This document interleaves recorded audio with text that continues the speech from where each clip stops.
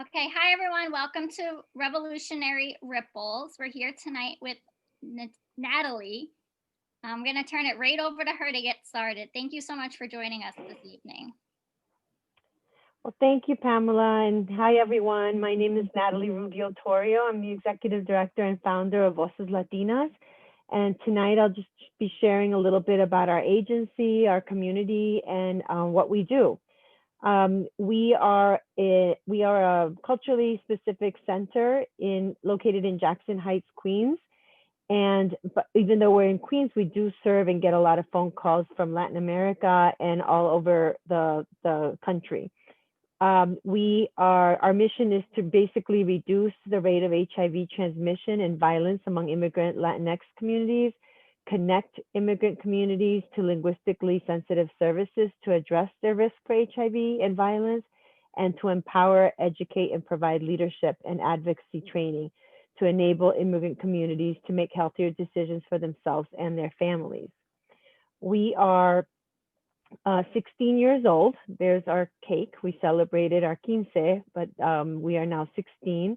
Like I said, we're a culturally specific HIV and violence prevention agency. Part of our values is to provide culturally responsive services to immigrant Latinx communities. We value community and believe that people in the community know best what they need to succeed. And we value mentorship and helping one another. So just a little bit of giving you a bit of, I don't want to give stats or numbers or anything, but HIV has always and continues to be very prevalent in the Black and Latino community. And here are just two quick graphs, pie charts where you could see that these are numbers from 2018, but numbers have really not changed since 2014. So you'll see here that the red are Latino Hispanics in terms of race and the HIV diagnosis. And the following is in terms of race and gender. So both men and women were second to the highest in HIV prevalence. As part of our services, we do a lot of PEP and PrEP education, and this might be new to a lot of you, but a big part of our prevention services is to connect people, first of all, to educate people about these treatments and to connect people to the treatment. PrEP is pre-exposure prophylaxis, which is a treatment to prevent HIV. So if there's partners or couples where one is HIV positive and the other one is not, or if there's someone who dates and does not use much protection, or different situations like that where they're more at risk for getting HIV, PrEP could be a treatment that would be beneficial. And PEP is post-exposure, which is an antiretroviral drug that people could take when there was a possibility of exposure, maybe through a needle or through unprotected sex. But this is available in most emergency rooms. And I am happy to answer any questions around this treatment if anyone has anything. Some of the programs and services that we provide are here. Under our violence prevention is domestic violence, intimate partner violence, counseling and domestic violence education, case management, support groups. And we also have, we believe a lot in group modalities because many of our community members are lonely or isolated, left families back home. So groups is something that they need in order to rebuild their support networks and make friends and really connect to services and care. Under our HIV is we do HIV and syphilis screening. We link people to care if anyone comes out positive. We do PEP and PrEP connections. And we also help navigate the system because we noticed that when people come here to this country, our healthcare system is super complex and people just don't know where to start. So we literally accompany and take them by the hand and help them navigate that system. And then we have special programming for young men that have sex with men. And this is a group that is at highest risk for HIV. So we have specific programming for them. And all of our other interventions, which is Willow, Community Promise, they're all interventions that really address HIV prevention. And the services that are embedded in both are our community mobilization and outreach, mental health, insurance enrollment, English, and health literacy. And just to give you a quick idea of how much we do in the neighborhoods of Jackson Heights, Corona, Elmhurst, and East Elmhurst, we reach close to 8,000 people a year. And we reach close to 8,000 people a year, and we serve 3,000, 60%, around 60% being women, 35% being men, and 5% being transgender. And I'm listing some of the services that we offer. I mentioned a few of them in terms of our HIV testing and screening and insurance, but we also train peers. We train the very same clients that have overcome being HIV positive or overcame depression or overcame violence, and we train them to be kind of mentors and leaders within their community so that they can help those that are recently being diagnosed or recently going through any kind of violence and situations like that, including mental health. Now, because of COVID, our services have totally changed. Well, not totally changed, but increased. We are finding ourselves doing much more work with more immediate needs. So for example, we were never in the food distribution business, and now we find ourselves giving 200 to 300 individuals meals per week. We're also providing rental assistance. So we're trying to get further funding to help people pay rent. If you go to Queens anytime, any day, or any night, especially at night, you'll see so much more homelessness that exists now than before.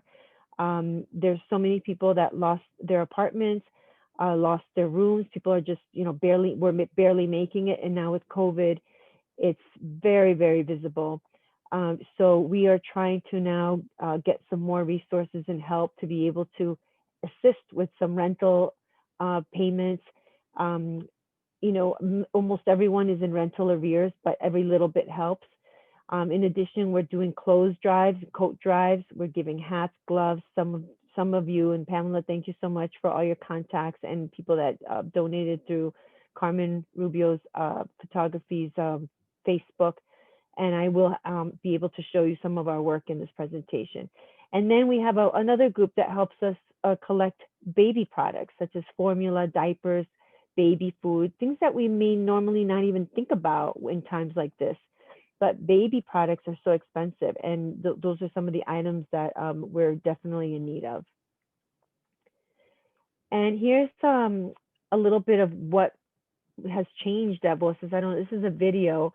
I mean, it kind of gives you an idea of, the lines that are lining up every week and what we're doing to either give out food vouchers, meals. Here are some of the meals that we get delivered so that we could give out. They're freshly cooked meals.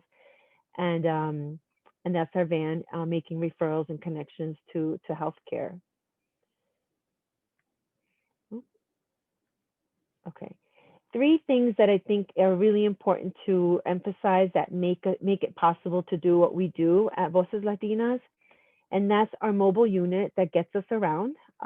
It really matters to be at certain places that may be higher risk, certain bridges, certain street locations, certain subway locations, and going there by foot, which we did many years ago, but right now it doesn't with COVID and all. It really it makes us at more higher risk with safety and health, and we really need to watch, and take care of our staff as well. So the mobile unit helps a lot. Inside the mobile unit, we have 2 counseling rooms where we can do counseling and confidential HIV testing. So that is one of our main, assets of the organization.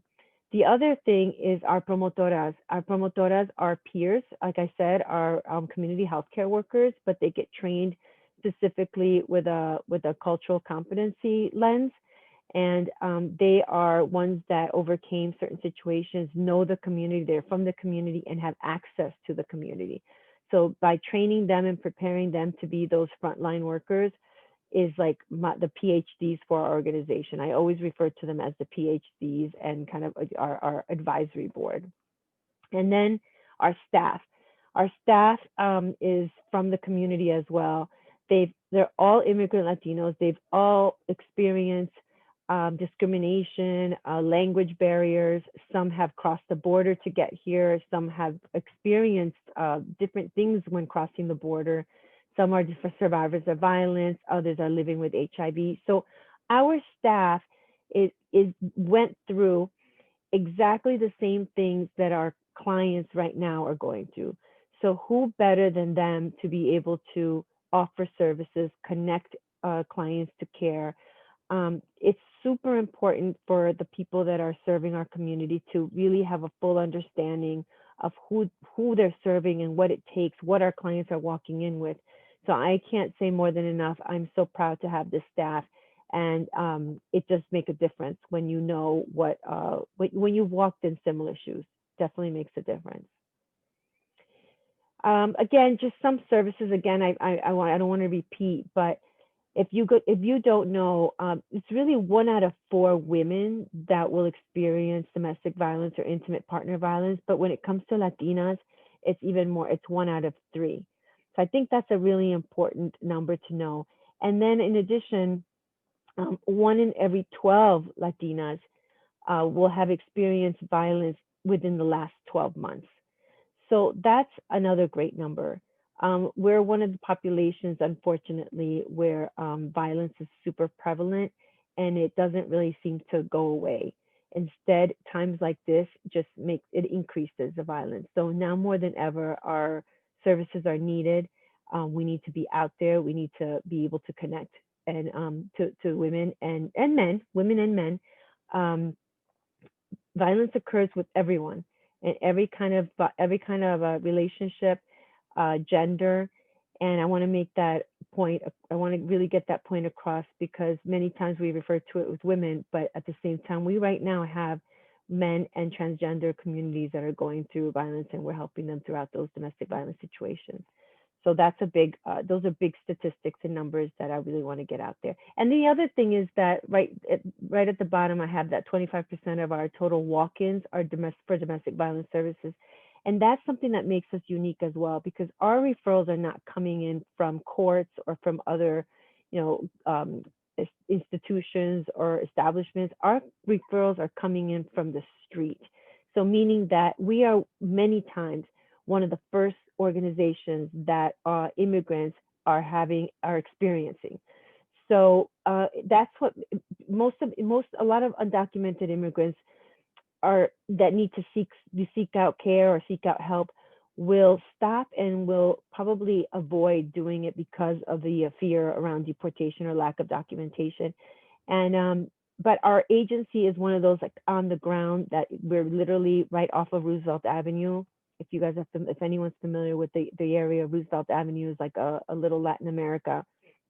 And that's what makes us different, is that we need to be prepared and equipped with being able to treat and address any issues that somebody directly from the community is coming in with. And then in terms of HIV prevention and our HIV prevention programs, 20% walk-ins are for HIV and STI screening. So HIV and violence are our top services.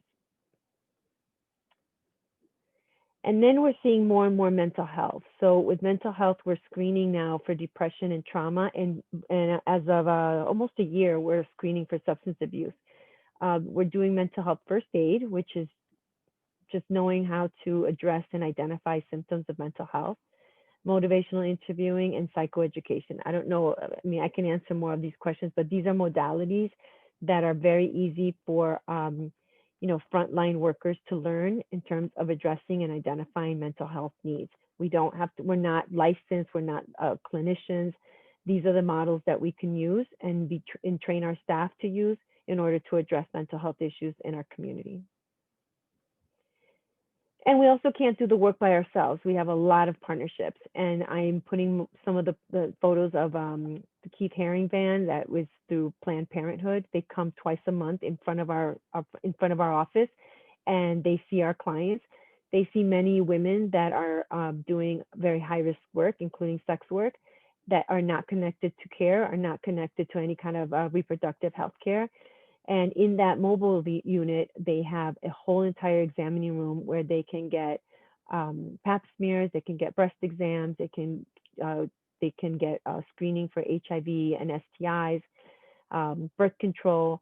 So there's a lot going on. It's like literally a complete van, free of charge, and they can come back to get results and referrals to other services. And that's where we also step in, where we assist and we support their work.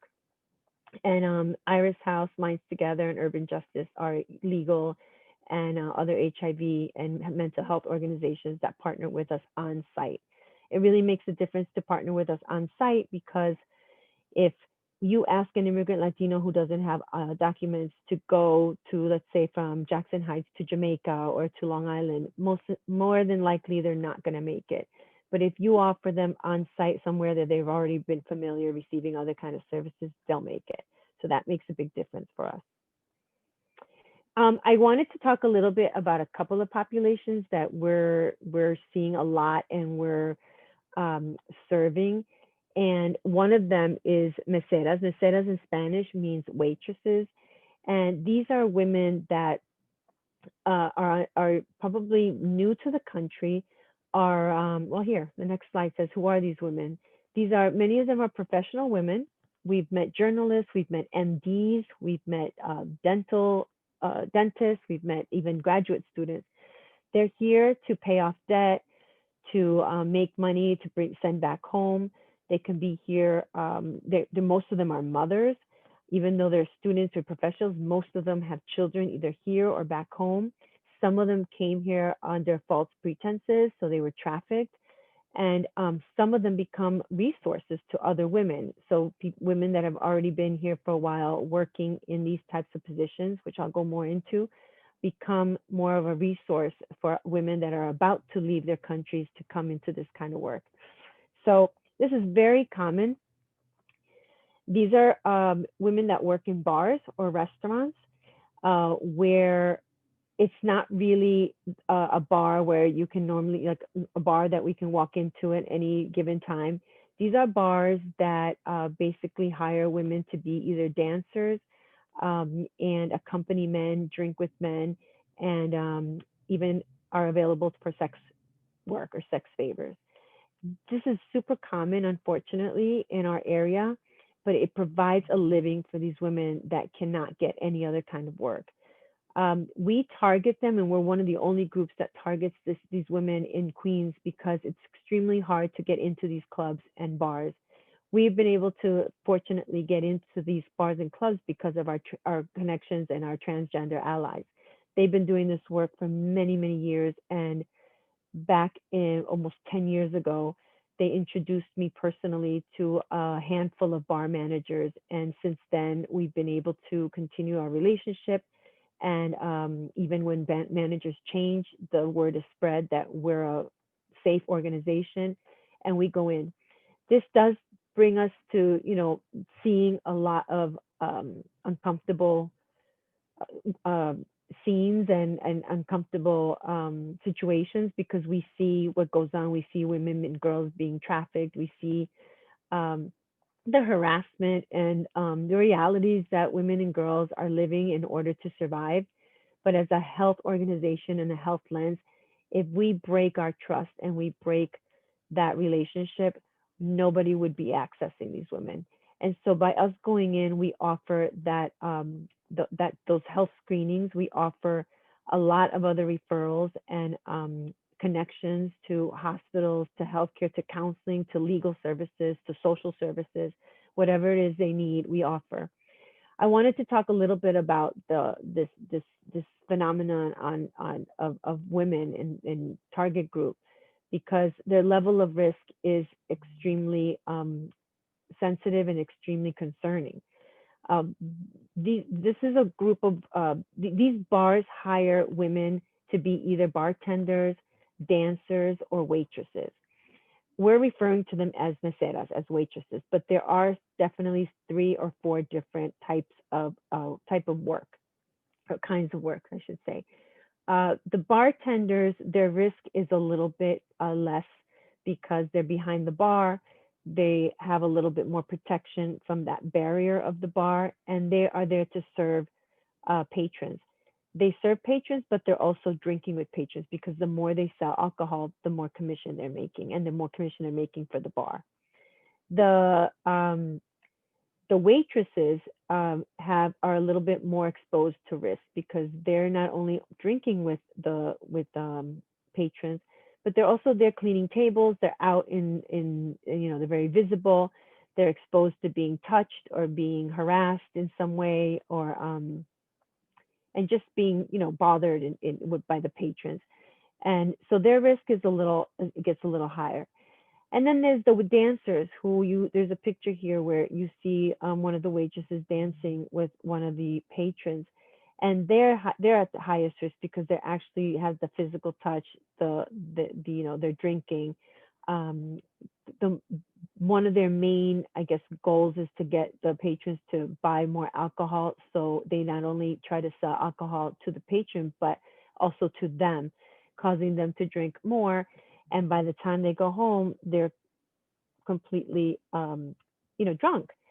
And this is a huge concern. But then the red circle in the middle is the highest risk because when you have a family, and it's hard to imagine, but if you can just imagine, if you have a family to support, children to feed, even children back home to send money to who are relying on you, and you cannot find work, and you cannot pay rent, you will do whatever it takes to feed your children or your family. So many times they find it necessary to agree to sexual favors. And so this is what brings in more money for them. And unfortunately, this is where their risk is much higher. So we get that, we understand that. It's not our place to judge. It's not our place to say, well, this is wrong and you shouldn't do this, and because we can't offer any other alternative. But it is our place to offer them health services and at least the education and resources that they may not even know about, so that they can connect to those resources and stay at least healthy, or as healthy as can be, while they're trying to do what they have to do to survive. That is part of our work, and this is work that's taken the last almost 8 years to gain trust and to gain, open those doors for us to get into these places and continue accessing and serving these women. And then one of the things that we saw was that this whole treatment of PrEP and PEP was not reaching them. So when we did a whole community needs assessment, we found that HIV, we're in one of the hot spots for HIV prevalence in Western Queens, and especially around Corona and Jackson Heights. And yet, when we talked to many of the Latinas, especially the ones working in these bars, no one knew about PEP and PrEP. So this was a huge concern to us. So we did a whole campaign and a poster campaign that they designed, and digital postcards that we were able to give them so that they can post on their social media and get the word out and share it with their peers in the bars. And I wanted to hold on. I wanted to see if I could show. Hold on, I don't think this. Am I able to show this video? I think it has. If it doesn't have subtitles, then I might just skip it. Can't hear it. Okay. I may just skip that. I don't want to take too much time to figure that out. The other group that we are now targeting is the day laborers. In Spanish, it's jornaleros. And this is a group that we recently posted all over social media, and to bring some more visibility. They're men that have probably recently gotten here or have been here for a while, looking for work, also needing to survive. And they congregate in corners waiting for construction companies or any type of work that's being offered to them.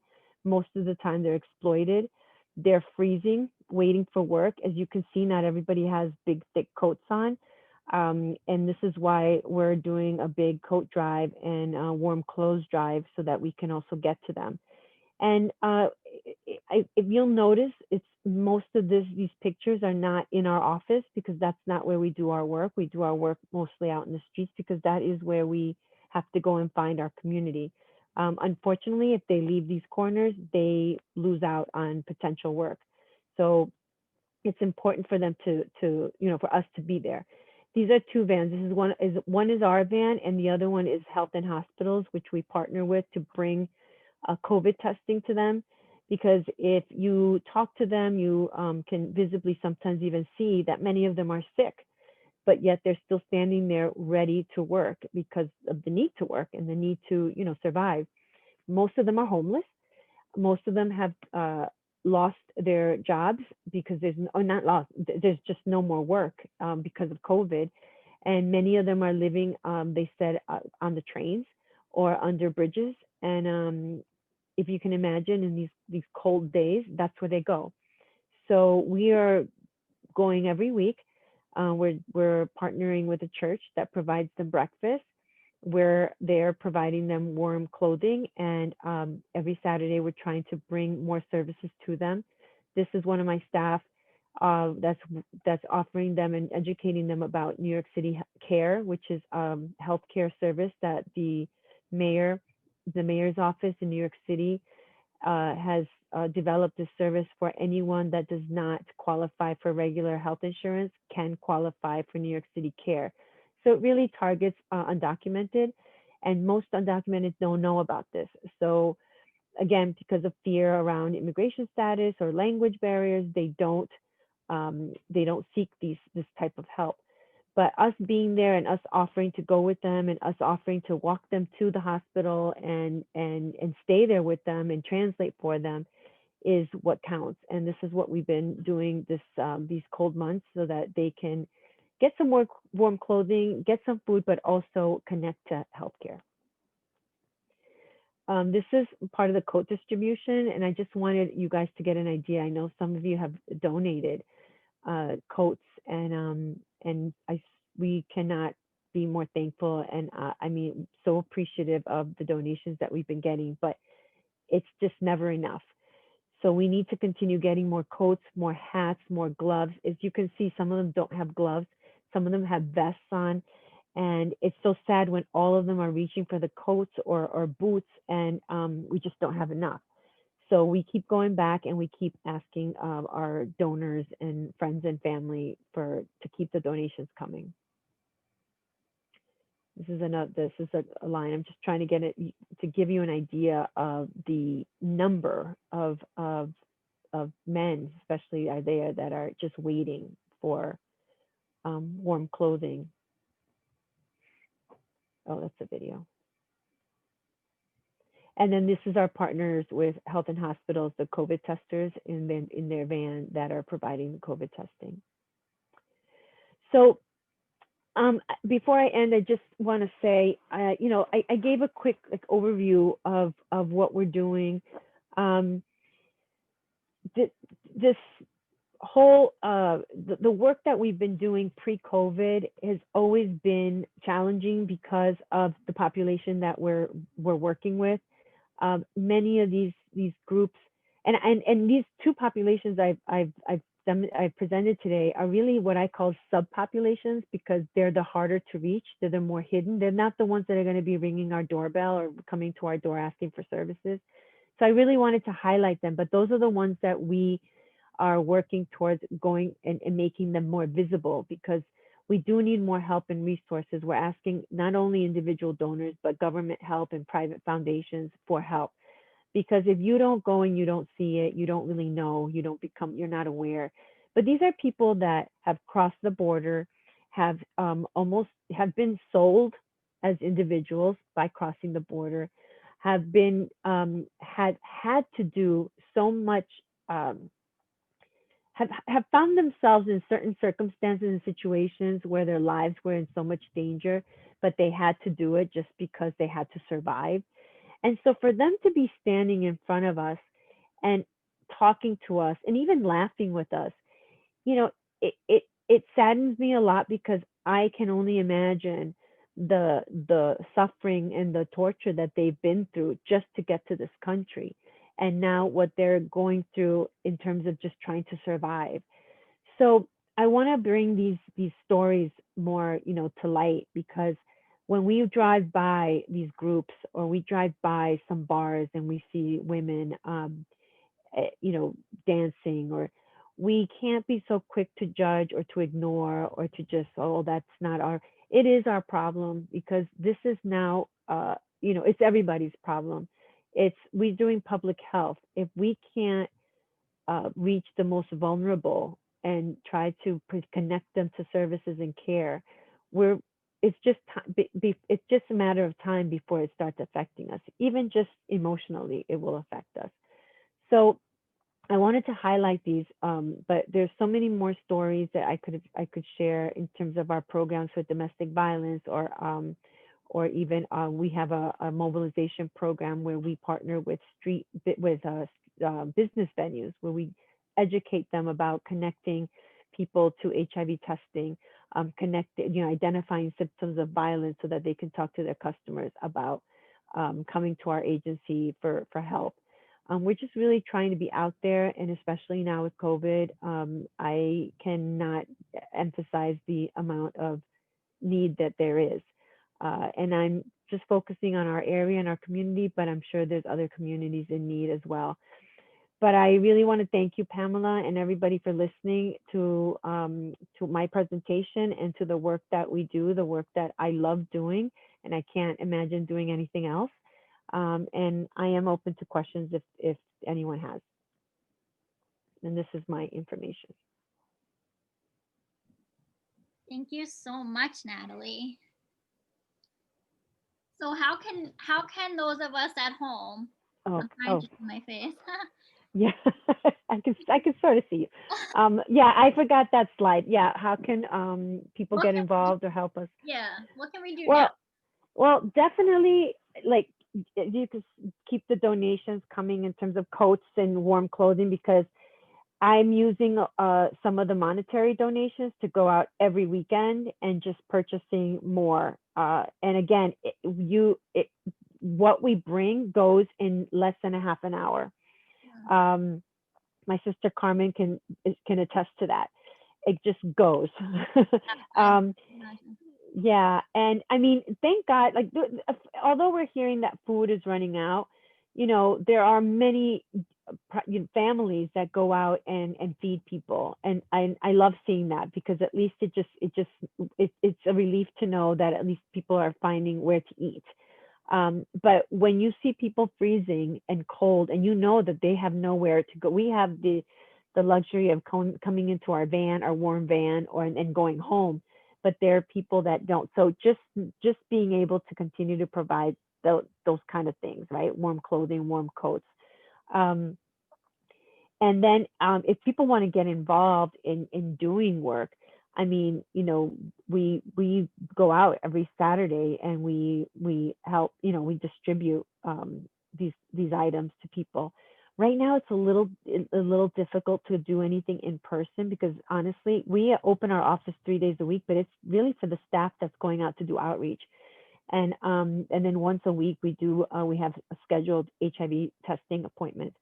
But just spreading the word on everyone's social media, talking about our work, sharing our social media platforms, and just asking for us would be a tremendous help, because that's how we could keep people aware, of what's going on right now.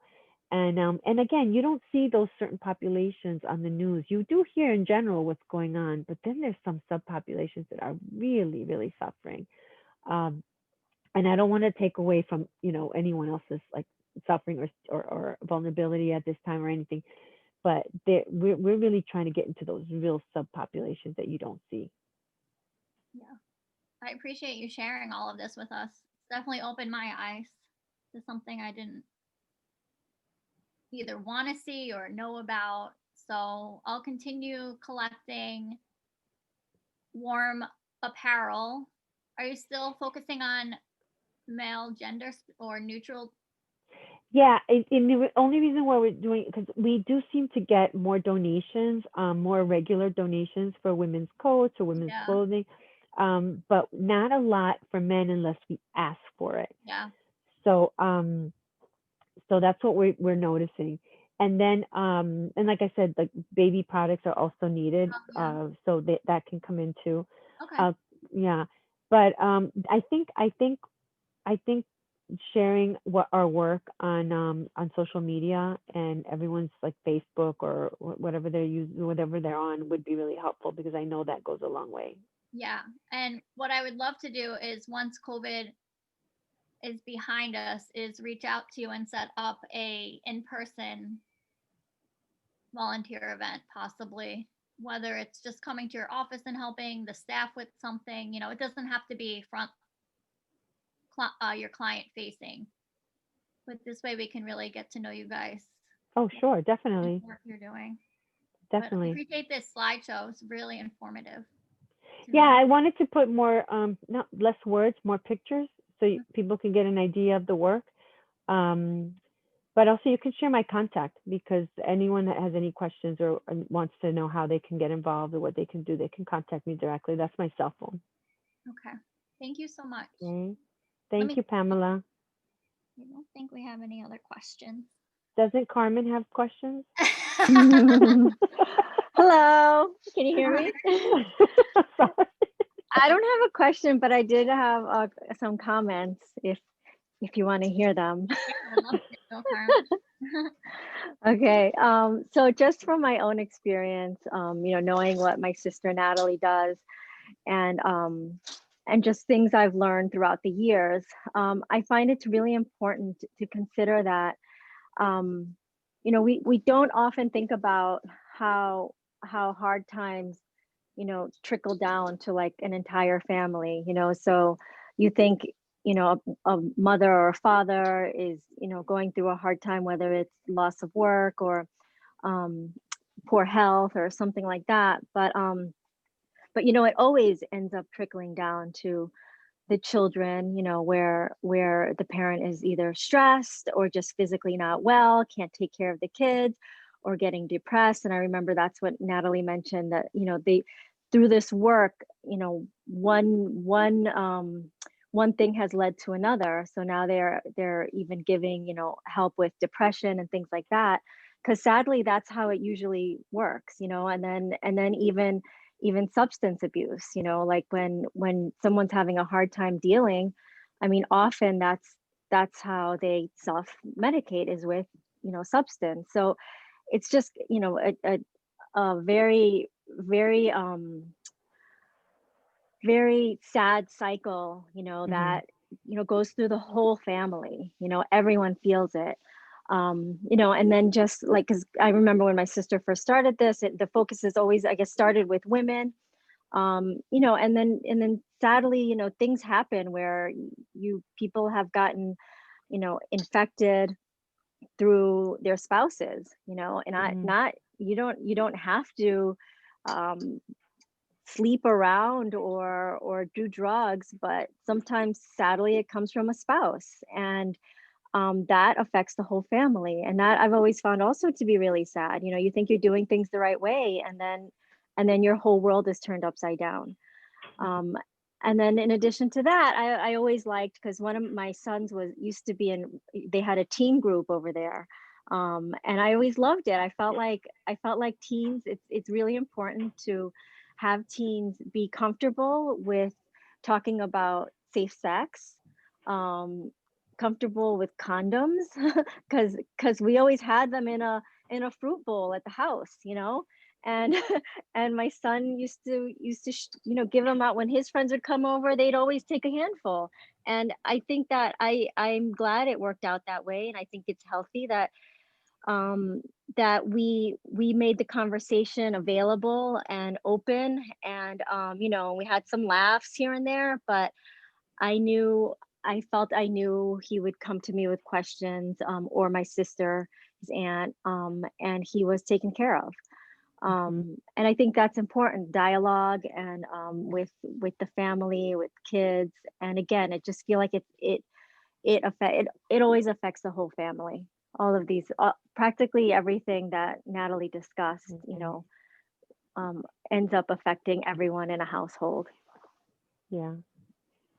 And I mean, I just want to add, in terms of violence and domestic violence, I'm sure everyone's heard, and if you haven't, I mean, this COVID has just, I mean, I think they said between February and March, within like a month, domestic violence went up like almost 40%, 35 to 40%, because people are now stuck in the house, right? So imagine how much that's affecting families, children having to try to go to school. So it's all like my sister just said, it's like a cycle. It's a really sad cycle. So it's important, I think, that we talk about it, that we put it out there, that people become aware. So Well, that's these are really great I said platforms. to you, Nathaly, when I Yeah. first spoke to you, I said, this is all very new to me, you know. Yeah. I Yeah. had my blinders on and they're off now. So Yeah. now that they're off, I want to learn more and do more. Absolutely.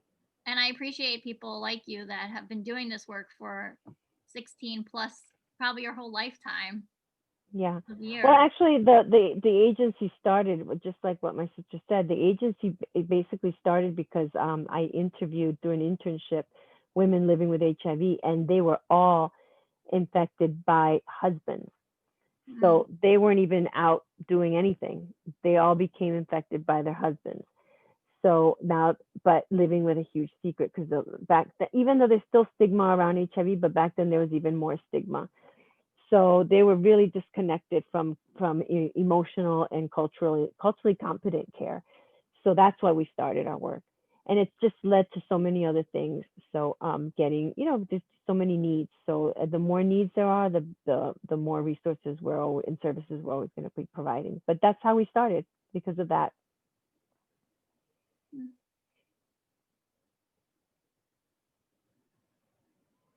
Well, thank you for sharing, and thank you for sharing your story, Carmen, or your comments.